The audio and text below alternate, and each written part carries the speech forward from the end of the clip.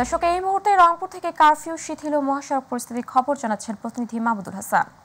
জি ধন্যবাদ। আপনি যেমনটা বলছিলেন যে আপনি জানেন যে অনির্দিষ্টকালের জন্য যে সারা দেশে যে কারফিউ সেটি চলমান রয়েছে, তবে কারফিউ চলমান থাকলেও যে সেটি কিন্তু রংপুর বিভাগের যে ৮টি জেলা রয়েছে সেখানে কিন্তু সকাল ৬টা থেকে একেবারে রাত ৯টা পর্যন্ত কারফিউ শিথিল করা হয়েছে। সেটি তথ্যটি জানিয়েছেন রংপুর জেলা প্রশাসক মোবাচ্চের হাসান। এবং আপনাকে জানিয়ে রাখি যে রংপুরে যেহেতু সকাল থেকেই একেবারেই রাত ৯টা পর্যন্ত শিথিল রয়েছে, এই কারণে সাধারণ মানুষ, আমরা বিশেষ করে আমি রয়েছি রংপুর ঢাকা মহাসড়কে, সেখানে দেখেছি যে সকাল থেকেই একেবারেই কিন্তু যে গণপরিবহন থেকে শুরু করে যে ঢাকাগামী যে বাসগুলো রয়েছে সেখানে কিন্তু একেবারে নির্দ্বিধায় চলাচল করছে। এবং এতে করে সাধারণ মানুষের মাঝে যে এই যে কারফিউ শিথিলের কারণে কিন্তু সাধারণ মানুষের মাঝে একেবারে স্বস্তি ফিরে এসেছে। একটু কারফিউ শিথিল রয়েছে, তারপরে কিন্তু এই আইনশৃঙ্খলা রক্ষাকারী বাহিনীর সদস্যরা, বিশেষ করে সেনাবাহিনী, বিজিবি, র্যাব, পুলিশ সহ অন্যান্য যে আইনশৃঙ্খলা রক্ষাকারী বাহিনীর সদস্যরা তারা তৎপর রয়েছে, যাতে করে এই কারফিউ শিথিলের সময় কোনো ধরনের কেউ কোনো ধরনের অরাজকতা বা কোনো ধরনের যেন